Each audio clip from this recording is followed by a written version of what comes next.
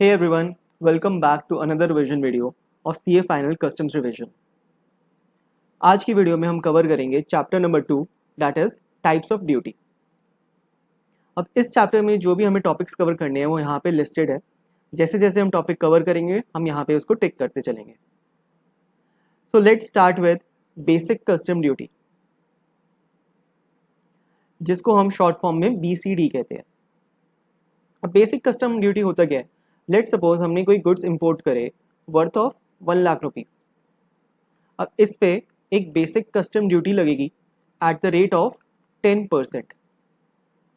ये हमारा हो जाएगा स्टैंडर्ड रेट। स्टैंडर्ड रेट क्या कहता है? 10% on imports of non agricultural goods. कोई भी गुड्स अगर हम इम्पोर्ट करें बट वो एग्रीकल्चरल नहीं होनी चाहिए, लेट से हमने क्लोथ्स इम्पोर्ट करा या हमने कोई केमिकल इम्पोर्ट करा, कुछ भी हम इम्पोर्ट करें, स्टील इम्पोर्ट करा, ऑयल इम्पोर्ट करा, उस पर लग जाएगी बेसिक कस्टम ड्यूटी। बट अगर एग्रीकल्चर गुड्स है उस पर ये स्टैंडर्ड एप्लीकेबल नहीं होगा, स्टैंडर्ड रेट एप्लीकेबल नहीं है। ठीक है, तो 1,00,000 पे 10% की बेसिक कस्टम ड्यूटी कितनी आ जाएगी? 10,000 रुपीज़ के हमारा आ जाएगा इसमें बेसिक कस्टम ड्यूटी, जो हमें इसे पे करनी होगी एज अ BCD। ठीक है, अब ये 10% इज अ स्टैंडर्ड रेट, मतलब ये रेट चेंज भी हो सकता है।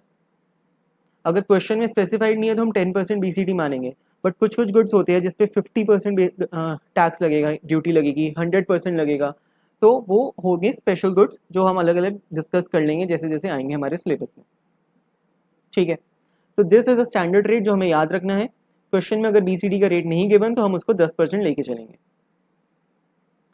फिर आता है एक प्रेफरेंशियल रेट, यानी कि किसी भी इंपोर्टर को अगर गवर्नमेंट ने प्रेफरेंस देनी है तो उस पर प्रेफरेंशियल रेट लगेगा। एक बार रीड करते हैं ऐसे, if goods are imported from areas notified by CG as a preferential areas then lower preferential rate of BCD will be applicable. यानी अगर गवर्नमेंट ने कोई प्रेफरेंशियल एरियाज नोटिफाई करे और उन एरिया से हम इंपोर्ट करते हैं तो हमें प्रेफरेंशियल रेट की ड्यूटी लगेगी। अब हो सकता है ये प्रेफरेंशियल रेट हो 5% ड्यूटी लगेगी, हो सकता है ये 1% ड्यूटी हो, किसी किसी केस में 0.5 या 0 भी हो सकती है। तो गवर्नमेंट ने प्रेफरेंस दे रखी है। अब ये प्रेफरेंस क्लेम करने के लिए कुछ कंडीशंस है जो इंपोर्टर को फुलफिल करनी होगी। उस कंडीशंस के लिए हम एक टेस्ट योर नॉलेज का क्वेश्चन देखते हैं, ऐसे आएगा TYK 4। तो कोई डिफिकल्ट कंडीशंस नहीं है, एक बार रीड करते हैं फटाफट से। What are the conditions required to be fulfilled by the importer to make the imported goods eligible for preferential rate of duty? कौन सी कंडीशंस उसे फुलफिल करनी होगी? तो 4 कंडीशंस है। क्या कहता है? Eight the time of importation he should make a specific claim for the preferential rate. कहने का मतलब इंपोर्टर को एक स्पेसिफिक क्लेम देना पड़ेगा। गवर्नमेंट अपने आप से हमें प्रेफरेंशियल रेट नहीं दे देगी, भले ही हमने सारी कंडीशंस फुलफिल भी कर दी, स्टिल इंपोर्टर को बताना होगा कि मैंने प्रेफरेंशियल रेट के लिए मैं एलिजिबल हूँ और मैं उसका एक क्लेम लेना चाहता हूँ। ठीक है, तो पहली कंडीशन क्या है? उसका एक स्पेसिफिक क्लेम देना। सेकेंड है, he should also claim that the goods are produced और manufactured in the preferential area.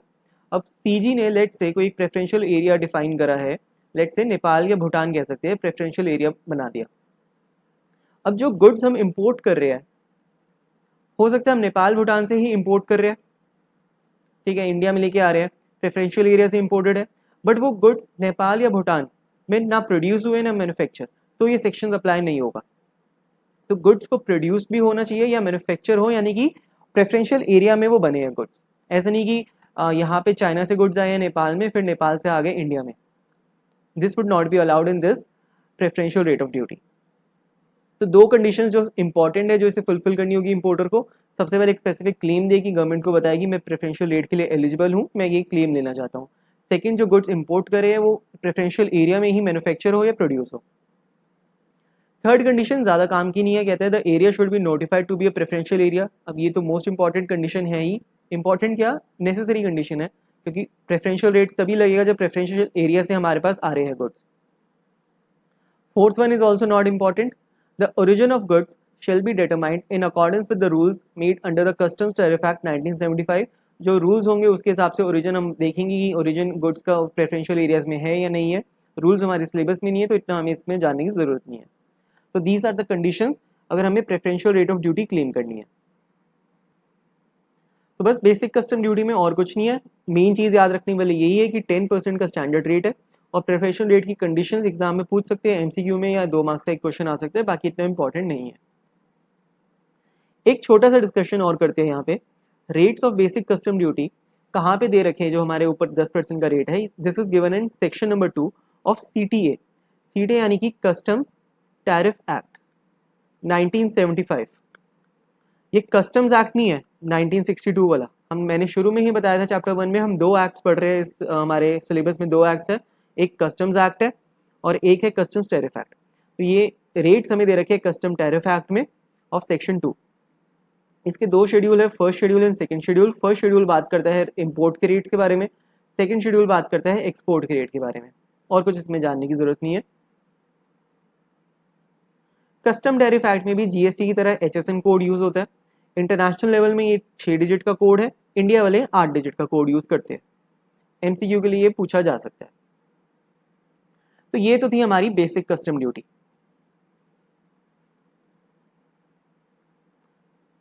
अब चलते हैं सेकंड नंबर की ड्यूटी पे, विच इज SWS।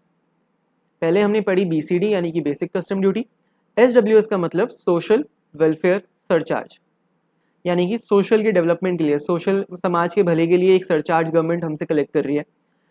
कितना परसेंटेज का है, ये भी 10% है, बट 10% किस चीज का, ऑफ बेसिक कस्टम ड्यूटी। तो SWS at the rate of 10% of BCD is levied for providing education, health and social security, यानी कि for the welfare of society हम यहाँ पे लगाना चाह रही है government SWS at the rate of 10%। सबसे पहले इसकी कैलकुलेशन देखते हैं कैसे होगी। देखो एग्जाम्पल वही लेते हैं, हमने 1 लाख रुपीज का गुड इंपोर्ट करा, ठीक है। इस पे लग जाएगी basic custom duty at the rate of 10%, यानी कि हो गया 10,000। फिर इस पे लगेगा SWS at the rate of 10% of basic custom duty. तो 10,000 का 10%, it will be 1,000 rupees of SWS। तो टोटल हमें कितने गवर्नमेंट को पेमेंट करनी होगी, 1 लाख रुपए का सामान है, उस पर 10,000 की बेसिक कस्टम ड्यूटी, 1,000 की SWS, तो टोटल 11,000 रुपीज की ड्यूटी बन गई, जिसका ब्रेकअप बनेगा 10,000 का BCD और 1,000 का SWS। तो ये तो थी एक बेसिक कैलकुलेशन, SWS हमें कैलकुलेट कैसे करना है। और ये 2 ड्यूटी हमारे पूरे सिलेबस में काम आएगी, वैल्यूएशन में सबसे ज़्यादा काम आएगी। एक बेसिक कस्टम ड्यूटी जो लगती है हर बार 10% की, और उस पर SWS भी हमेशा लगेगा। अगर बेसिक BCD है तो उसका 10% हमेशा लगेगा SWS। अब SWS के बारे में कुछ चीज़ें और है, क्या कहता है, रेट 10% ऑफ BCD पता चल गया हमें। Levied and collected on goods imported into India, imports पे लगेगा ये। और मोस्टली सारी ड्यूटीज इंपोर्ट पे लगती है और एक्सपोर्ट पे ज़्यादातर ड्यूटी है नहीं। रीज़न मीन गवर्नमेंट एक्सपोर्ट को प्रमोट करना चाहती है, क्योंकि एक्सपोर्ट से क्या होगा, गवर्नमेंट को मिलेगी फॉरेन करेंसीज। अगर अमेरिका जाएगा US डॉलर्स मिलेंगे, ठीक है, तो फॉरेक्स कलेक्ट होगा, इकोनॉमी ग्रो होगी इंडिया की। तो एक्सपोर्ट पे ज़्यादातर हमारे नहीं लगता है कोई भी कस्टम ड्यूटी।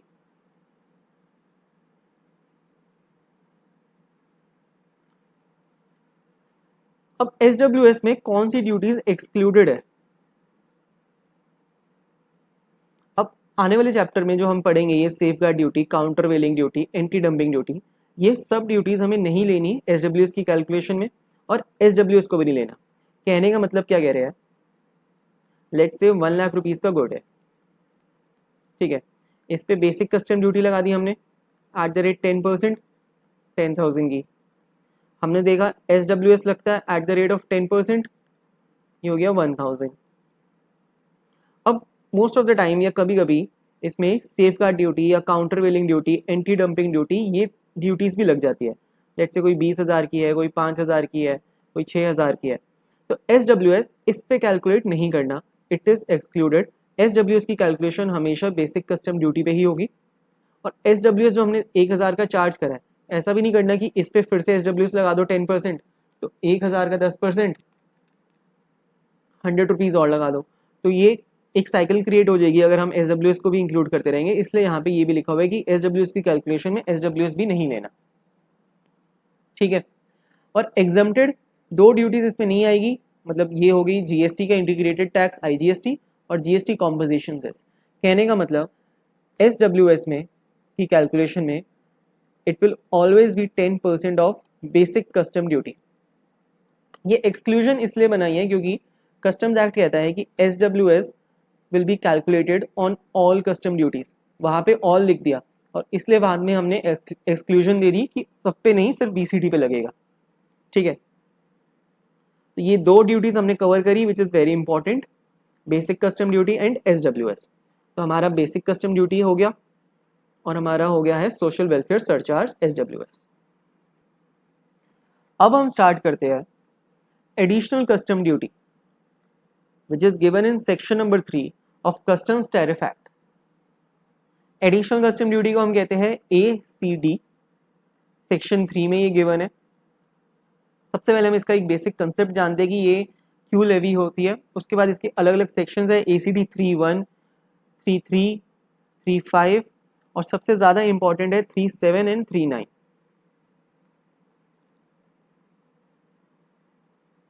तो एडिशनल कस्टम ड्यूटी ये कहता क्या है?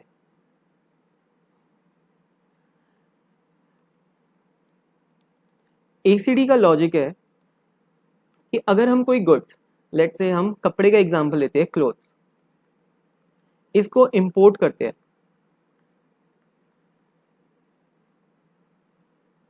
कितनी वैल्यू का? 1 लाख रुपीस का।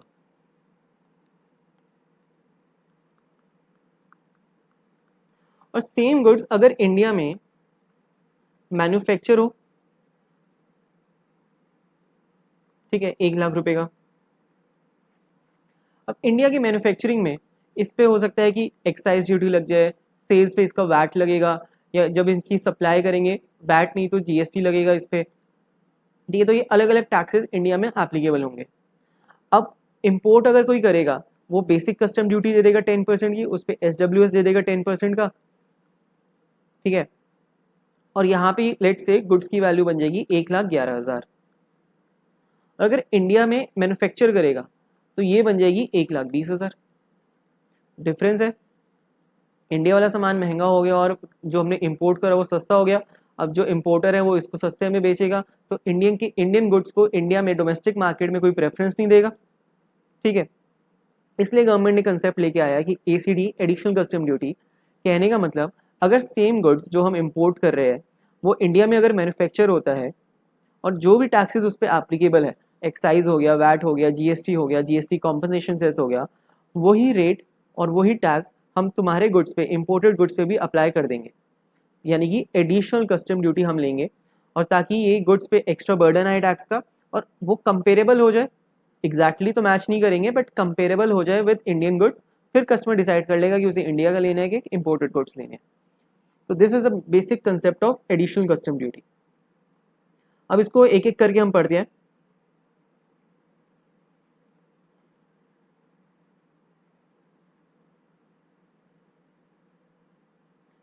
उससे पहले ये जो हमने एडिशनल कस्टम ड्यूटी लगाई, इस कंसेप्ट को कहते हैं काउंटर वेलिंग द इफेक्ट, कि हमने काउंटर वेल कर दिया, जो इंडिया में टैक्सेस लगते थे उसका इफेक्ट हमने यहाँ पे भी दे दिया, तो हमने काउंटर वेल कर दिया उस GST को या एक्साइज के इफेक्ट को। सो लेट्स सी, सबसे पहले है ACD 3.1।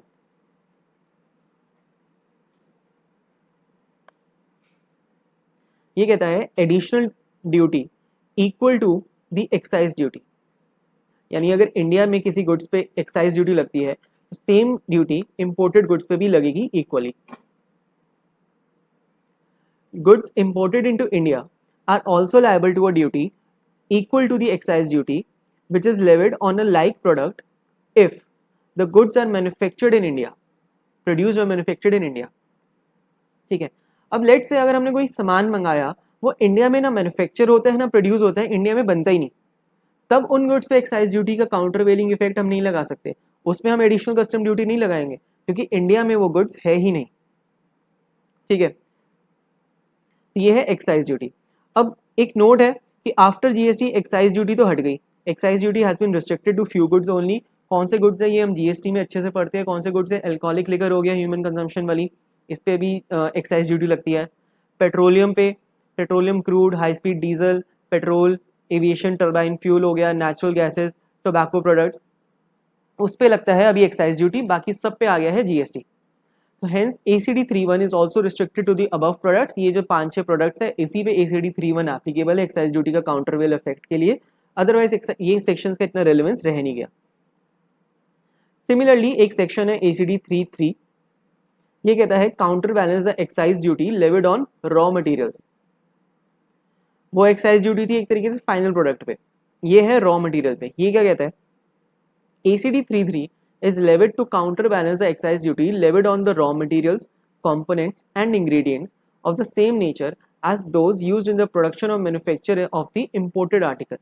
अगर imported article में कोई raw material या ingredient यूज हो रहा है और उस material पे इंडिया में एक्साइज ड्यूटी लगती है तो उसके इफेक्ट को भी काउंटर बैलेंस कर देंगे ACD33 लगा के। कितने रेट पे, इक्वल रेट ही लगेगा, जितना इंडिया में लगता है वही लगेगा इंपोर्टेड गुड्स पे।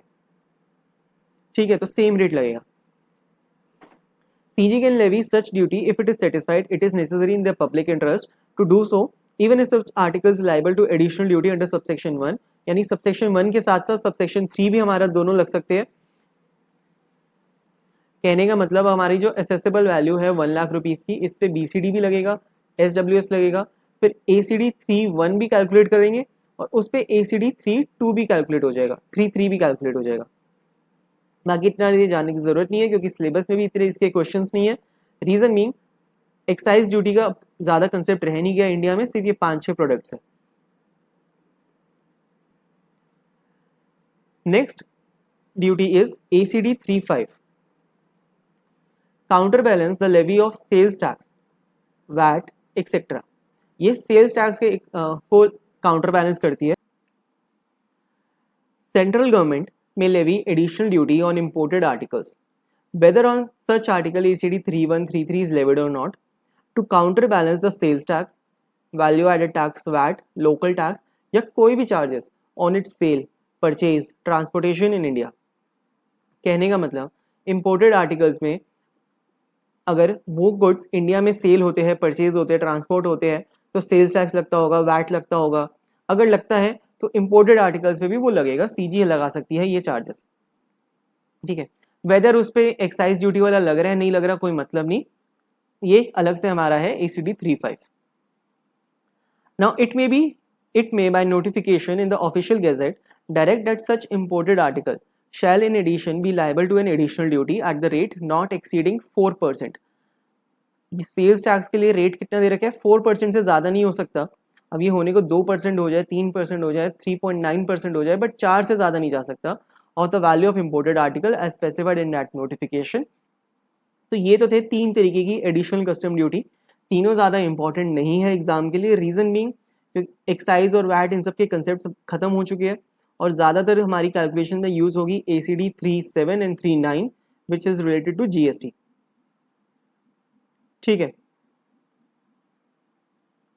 बट एक कंसेप्ट हमें पता चल गया कि ACD होता क्या है, किस तरीके से हम इसको कैलकुलेट करते हैं, कैलकुलेट तो नहीं सॉरी, किस तरीके से ये एप्लीकेबल होती है कि हमें इफेक्ट काउंटरवेल करना है एक्साइज ड्यूटी, ऐसे टैक्सेस जो इंडिया में एप्लीकेबल है बट इंपोर्टेड गुड्स पे नहीं लगते, बट उस गुड्स को इंडिया के गुड्स के हिसाब से कंपेरेबल बनाने के लिए कि दोनों के बीच पे कोई डिफरेंस ना रहे, तो ये गवर्नमेंट लगा देती है additional custom duties.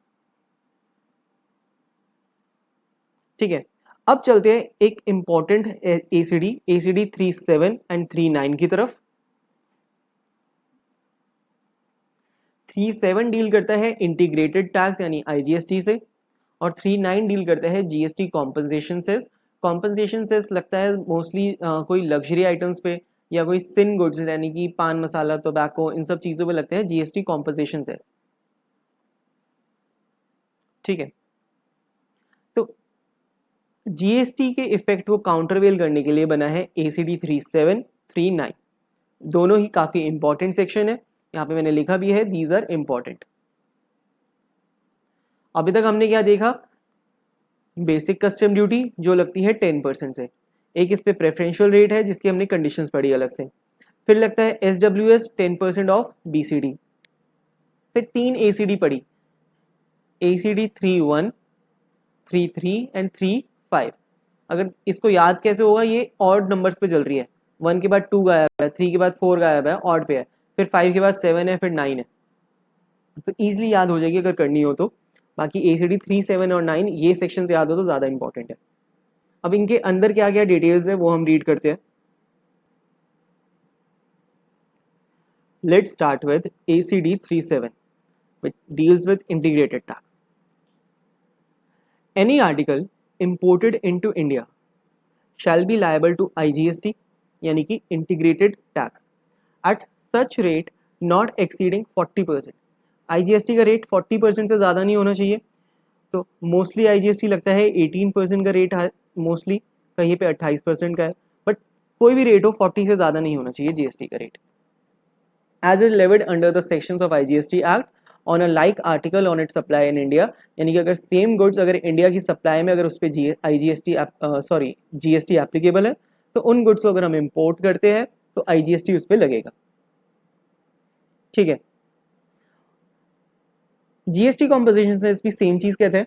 Any article imported into India shall be liable to GST composition cess at such rate, जो भी रेट होगा as levied under the GST Act of Section 8 of IGST Act, GST Composition Act on a like article on its supply in India. अगर उन goods पे India में GST composition cess लगता है तो उन्हीं गुड्स को अगर हम इंपोर्ट करेंगे उस पर भी लग जाएगा GST कॉम्पोजिशन सेस. तो ये तो बेसिक कंसेप्ट जो हम ऊपर से पढ़ते आए एक्साइज के बैठ के. अब इसमें जो इम्पोर्टेंट चीज़ है वो है वैल्यूएशन, कि वैल्यू कैसे निकाले, कि जो कैलकुलेशन करनी है GST की, IGST की, GST कॉम्पोजिशन सेस की, कौन सी वैल्यू पे करे. बेसिकली असेसेबल वैल्यू की बातें कर रही है. तो value of imported article is determined as पर सेक्शन 38 या 38A, और GST कॉम्पोजिशन सेस में कहता है एज पर 310 या 310A. अब ये सेक्शंस अलग है, 38, 8A, 10, 10A, बट ये बातें सेम करते हैं. कहने का मतलब 38 और 310 इज एग्जैक्टली कॉपी, यानी कि सेम है वर्ड टू वर्ड. फिर 38A और 310A ये भी सेम है. ठीक है. तो हमें बेसिकली दो ही सेक्शंस पढ़ने हैं, 38 और 8A. 10, 10A ऑटोमेटिकली इसमें कवर हो जाएंगे क्योंकि same to same word to word same है. वैल्यू निकालना इसमें सबसे ज़्यादा इंपॉर्टेंट है कि किस तरीके से हम वैल्यू निकालेंगे ACD की कैलकुलेशन में. एक छोटा सा पॉइंट जो ज़्यादा वैलिड नहीं है, प्रैक्टिकल पॉइंट ऑफ व्यू से है. Importers can avail ITC input tax credit under GST law of IGST या composition cess paid on the goods at the time of import. यानी कि वही जो ITC का कंसेप्ट है, ITC ले सकते हैं अगर वो आगे पास ऑन करते वो बर्डन. तो सिंपल है. अब हम डील करते हैं manner of computing the accessible value. दो सेक्शंस देखने हैं, 38 और 38A. ठीक है. और 38 के साथ मैंने कहा था 310 जुड़वा है इसका, तो ये भी कवर हो जाएगा. Let's see.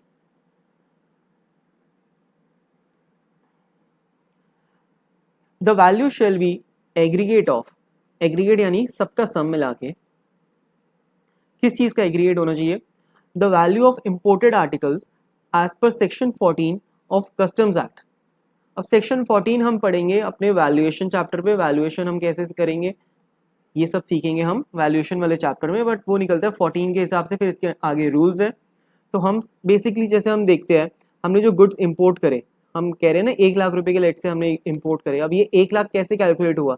ये होती है CIF वैल्यू, यानी कि इसमें cost plus insurance plus freight ये सारी चीज़ें इंक्लूडेड है.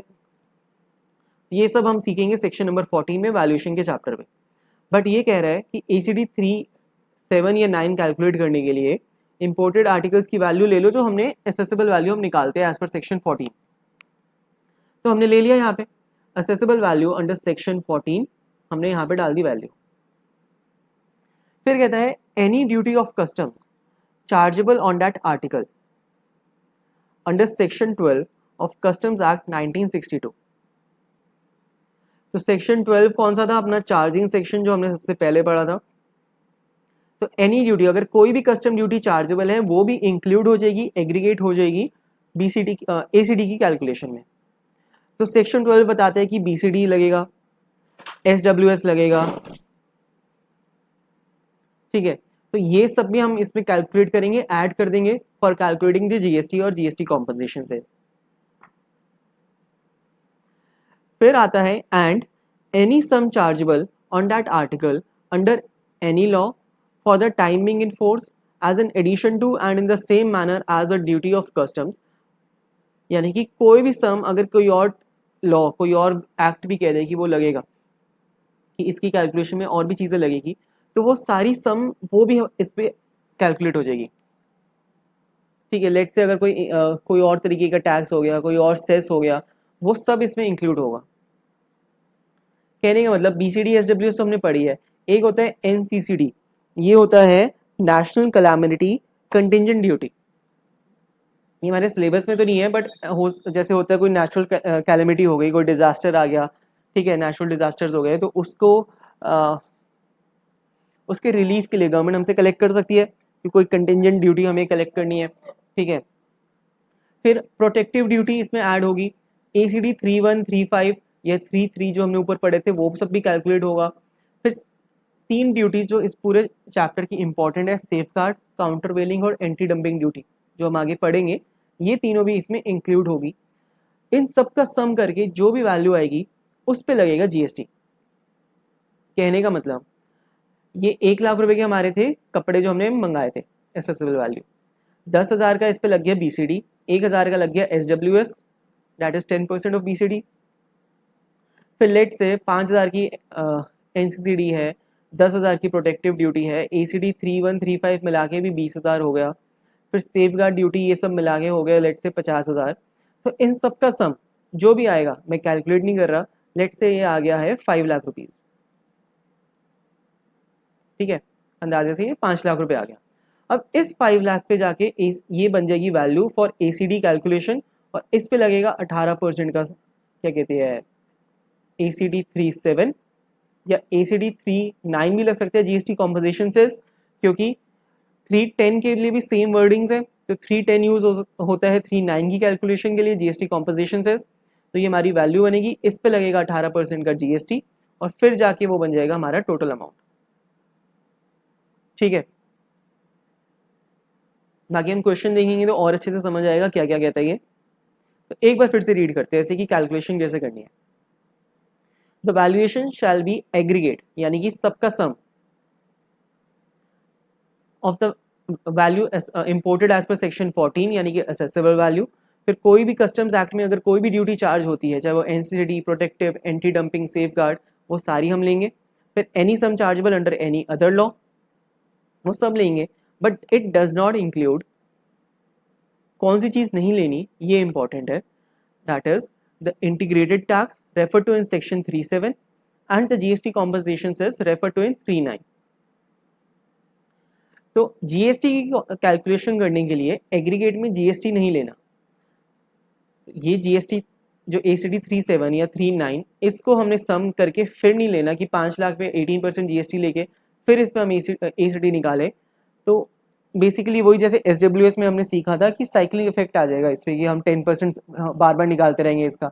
ऐसे ही जीएसटी की अगर हम जब कैलकुलेशन कर रहे हैं तो इसमें ये वाला जीएसटी हमने नहीं लेना 37 और 39 का। ठीक है, तो ये तो हमारी एक बेसिक कैलकुलेशन जो हमने करी फॉर असेसिंग कि हमें किस वैल्यू पे निकालना है ACD 37 या 39, IGST या जीएसटी कॉम्पोजिशन सेस। नेक्स्ट आता है 38A and 310A, which deals with warehouse goods. Warehouse goods के अलावा भी हम इसको कह सकते हैं सेल फ्रॉम वेयरहाउस गुड्स, या सेल ऑफ वेयरहाउस गुड्स जो हमने करी है। Manner of computing assessable value as per section number 38A, 310A। Concept क्या है पहले वो देखते हैं। Where the goods deposited in warehouse are sold,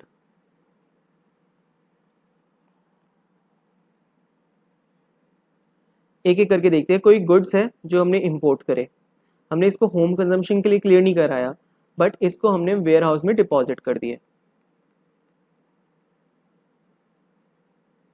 ठीक है,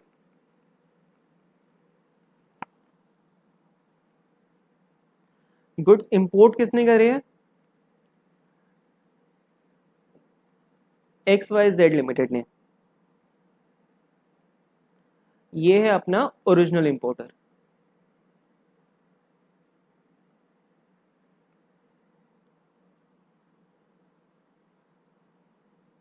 अब हुआ क्या, XYZ ने ये वाले गुड्स किसी को सेल कर दिए, किसे सेल करे, PQR लिमिटेड को। ये हो गया अपना सेकंड बायर, ये सेकंड इंपोर्टर कह सकते हैं, सेकंड बायर। गुड्स अभी भी वेयर हाउस में पड़े हैं, वेयर हाउस से निकले नहीं है, कहने का मतलब इंडिया में एंटर हो गए कस्टम पोर्ट्स में, इंडिया के कस्टम अथॉरिटी के पास ही पड़े हैं वेयर हाउस में, बट होम कंजम्पशन के लिए अभी तक क्लियर नहीं कराए, और वेयर हाउस सेल कर दी इसने XYZ जो ओरिजिनल इंपोर्टर था, इसको हम कहेंगे वेयर हाउस सेल। यानी कि टाइटल हमने PQR की तरफ कर दिया, टाइटल उसको ट्रांसफर कर दिया PQR को। अब होगा क्या, वेयर हाउस से जब गुड्स को क्लियर करना होगा, XYZ तो अब ओनर रहा ही नहीं गुड्स का, ओनर बन गया PQR। PQR सारी फॉर्मेलिटीज फिल करेगा, जो भी इस पे बिल ऑफ एंट्री या बिल ऑफ एंट्री इसमें डालनी है, जो भी फॉर्मेलिटीज डॉक्यूमेंट्स करने हैं वो PQR करेगा। ये है अपना इंपोर्टर, ठीक है। अब देखते हैं आगे क्या कहते हैं। So where the goods deposited in warehouse are sold before clearance for home consumption और एक्सपोर्ट, जो हमने अभी डायग्राम देखा उसमें हमने बिफोर क्लियरेंस हमने उसको सेल कर दिया।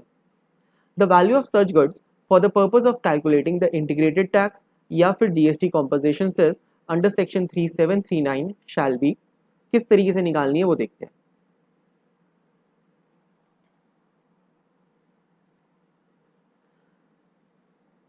इसके दो पार्ट्स है, part A and part B. पहले कहते हैं कि हमने पूरा का पूरा सामान बेच दिया, whole of the goods are sold, यानी कि हमने 1000 क्वांटिटीज इंपोर्ट करी थी और पूरी की पूरी ही इसको हमने बेच दी। The value determined under section 38 और 310, यानी कि जो अभी हमने ऊपर देखी थी किस तरीके से असेसिबल वैल्यू निकालनी है, 38 और 310, ये मैं दिखा देता हूँ इस वाले टेबल से जो हमने सीखी थी। या तो ये वाली वैल्यू ले लो, और the transaction value of such goods, XYZ ने लेट से जो इंपोर्ट करे थे गुड्स वो थे 1 लाख रुपए के, बट PQR को इसने बेच दिए हैं 1,50,000 के, यानी कि 1.5 लाख रुपए के। This becomes our transaction value, कि उसने आगे कितने के बेचे, और वैल्यू डिटरमाइंड और the transaction value which ever is higher. Let से वैल्यू डिटरमाइंड जो हमने करी एज पर अपना जो भी प्रोसीजर है वो आती है 1,20,000, सारी इसमें BCD डाल दी, basic custom duty, SWS, ACD सब ऐड कर दिया, 20,000 रुपए की वैल्यू बनती है, और ट्रांजेक्शन वैल्यू है 1.5 लाख की। तो विच एवर इज हायर, तो 1.5 लाख पे फिर कैलकुलेट होगा ACD 37 या 39, ठीक है। बट हमने पूरे गुड्स नहीं बेचे, only part of the goods, 1000 units मंगाई थी बट इसमें से सिर्फ 500, आधी ही यूनिट्स बेची है। तो क्या होगा, the proportionate value of such goods under section 38 310 और the transaction value of such goods, same चीज़ है बट ऐसा होगा कि हम उसको प्रोपोर्शनेट कर देंगे, जितने परसेंटेज ऑफ गुड्स बेचे हैं उतनी ही वैल्यू ले लेंगे जो हमने ऊपर निकाली 3, 8 और 10 की, या तो transaction value which ever is higher वो हम ले लेंगे, इसमें कैलकुलेट करेंगे, ठीक है। तो कंसेप्ट सेम है दोनों में, बस यहाँ पे प्रोपोर्शनेट हो गया क्योंकि हमने पूरे गुड्स नहीं बेचे, only part of the goods are sold. If the warehouse goods are sold more than once, the transaction value of the last such transaction shall be considered for the purpose of clause A or clause B। ये क्या कह रहा है, अगर ये goods एक बार से ज्यादा बिकते हैं, लेट से PQR ने भी आगे इसको बेच दिया ABC को, फिर इसने आगे किसी को बेच दिया, इसने आगे किसी को बेच दिया, तो जो भी लास्ट सच ट्रांजेक्शन है, लेट से ये 2.5 लाख रुपए तक का बिक गया, ठीक है, जो भी लास्ट प्राइस है उस वो हमें ट्रांजेक्शन प्राइस लेनी है।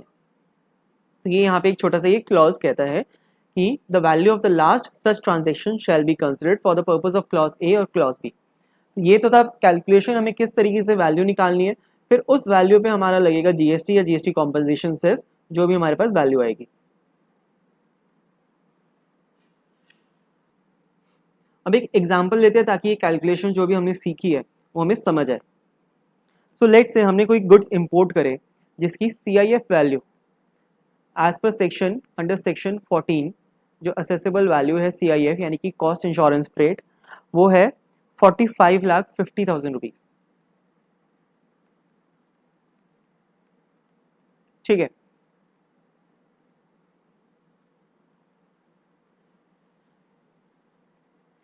अब ये जो गुड्स इंपोर्ट करे हैं ये करे हैं XYZ लिमिटेड ने। इसने क्या करा, दो कंडीशंस है, या तो सारा का सारा सामान जो 100% सामान इंपोर्ट करा है PQR को बेच दिया 75 लाख रुपीज में, ये सारा नहीं बेचा, 40% बेचा है फॉर 38 लाख रुपीज। ठीक है, दो कंडीशंस है। तो दो तरीके से हमें क्या निकालना है कि कितनी कस्टम ड्यूटी हमें इसमें पे करनी होगी। तो CIF में ये जो असेसेबल वैल्यू हमने देखा, सबसे पहले हम निकालते हैं basic custom duty at the rate of 10%, ये आ जाएगा 4,55,000। BCD पे लगता है SWS यानी कि social welfare surcharge at the rate 10% of BCD, ये होगा 45,500। ठीक है, अब इसने वेयर हाउस से सेल कर दिया है, वेयर हाउस से 75.5 लाख का या 38 लाख का, तो वेयर हाउस से सेल करा है, तो हमारे यहाँ पे ACD 37 या 39 हमें कैलकुलेट करना होगा कि कितना लगेगा। IGST का रेट हम मान लेते हैं 18% का IGST रेट है, GST का रेट है। ठीक है, तो हमें वैल्यू निकालने की कितनी वैल्यू पे ये कैलकुलेट होगा। तो हमने देखा था BCD SWS तो लिया, बस साथ में कोई प्रोटेक्टिव ड्यूटी हो गई, या ACD 31 की ड्यूटी है, या 35 की, 33 की, या कोई एंटी डंपिंग ड्यूटी, ये सब होती तो इसको भी हम इसमें ऐड कर देते, बट इस क्वेश्चन में हम कोई ले नहीं रहे इसमें चीज़ें। ठीक है, तो ये जो वैल्यू आएगी, this value would be value for calculating ACD 37। ठीक है, और ये आई है एज पर 38। अब ये 38 इतना याद रखने की जरूरत नहीं है, हम लिख सकते हैं वैल्यू फॉर कैलकुलेटिंग ACD 37 कितनी आती है, लेट्स कैलकुलेट 45,50,000 प्लस 4,55,000 प्लस 45,500, ये आ गई 50,50,500 रुपये। 50,50,700, 500 नॉट 700, 500। ठीक है, अब अगर ये वेयर हाउस सेल नहीं होती तो यही वैल्यू होती जो हमें कैलकुलेट करनी थी, इस पे हम निकाल देते ACD at the rate of 18%, ACD 37 निकाल देते एट द रेट ऑफ 18%।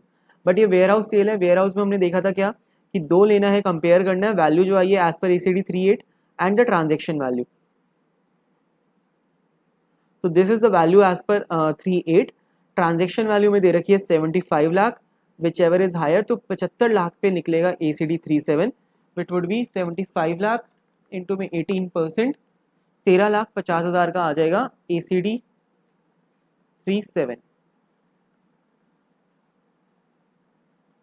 ठीक है, अब टोटल कस्टम ड्यूटी कितनी पे करी फिर हमने, एक BCD पे करा 4,55,000 का, फिर 45,500,000 का हमने पे करा SWS, और 13,50,000 ये आ गई हमारी ACD।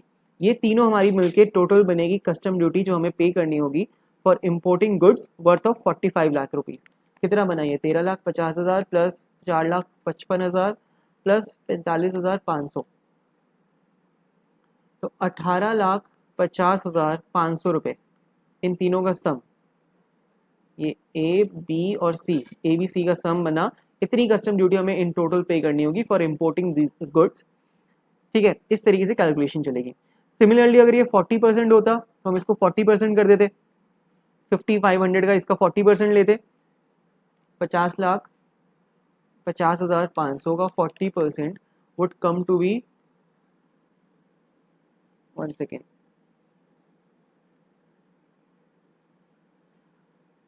20,20,200।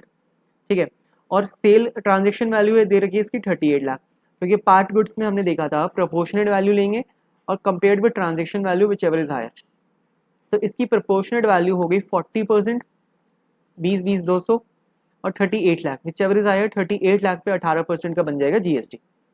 ठीक है, तो ये तो थी बेसिक कैलकुलेशन जो हम इस तरीके से करेंगे, जो हमने एग्जाम्पल के थ्रू समझी है। एक छोटा सा एग्जाम्पल और देखते हैं। लेट से कोई गुड्स है जिसका CIF प्राइस दे रखा है 7,30,000। CIF प्राइस हो गया कॉस्ट इंश्योरेंस फ्रेट।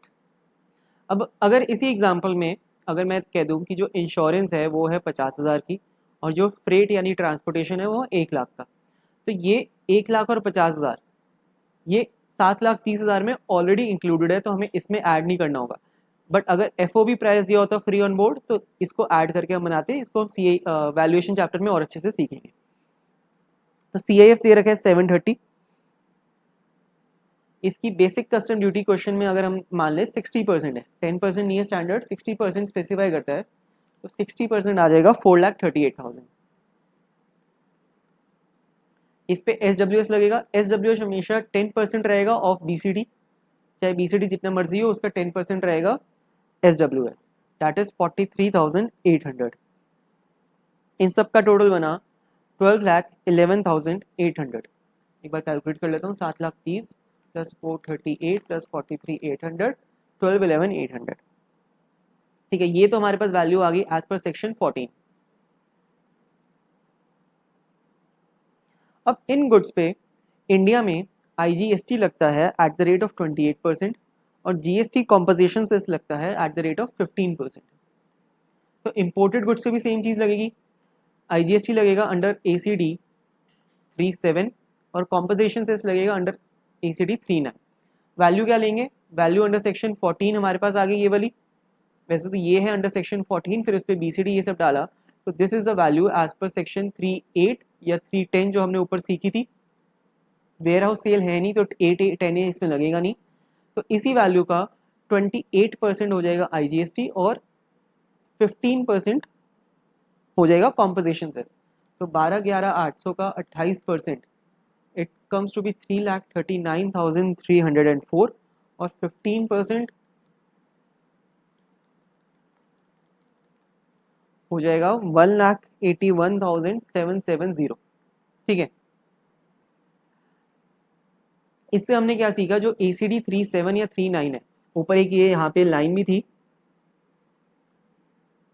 कि it does not include, valuation does not include integrated tax in composition cess of 3739। तो ये जो वैल्यूएशन हमने निकाली है 12,11,800, इस पे हमने फिर बाद में 28% और 15% लिया है। ऐसा नहीं करा कि इस पे पहले 28% ले लिया फिर 12 और 3 15,000 15 लाख पे फिर 15% निकाला, उसको ऐड नहीं करना। ठीक है, आई होप ये कंसेप्ट या ये पॉइंट समझ आया होगा। विद दिस हमारा ये कंसेप्ट खत्म होता है एडिशनल कस्टम ड्यूटी का, which is the very important. इसमें दो सेक्शन 37 और 39 जो GST से डील करते हैं काफ़ी ज़्यादा इंपॉर्टेंट है। तो अभी तक इस चैप्टर में हमने क्या क्या देख लिया, बेसिक कस्टम ड्यूटी हो गई, सोशल वेलफेयर सरचार्ज, देन हमने देखा इंटीग्रेटेड टैक्स और GST कॉम्पोजिशन सेस। ठीक है,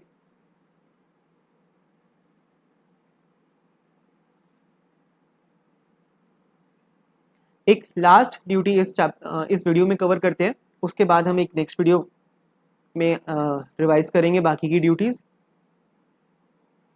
this is agriculture infrastructure and development cess, AIDC, किसी काम की नहीं है, on import of certain items. क्या कहता है, AIDC is levied on import of specified goods at the notified rate. अब गवर्नमेंट है कोई गुड्स को स्पेसिफाई करेगी, उस पर रेट नोटिफाई करेगी। This cess is used to finance the improvement of agriculture infrastructure and other development expenditure.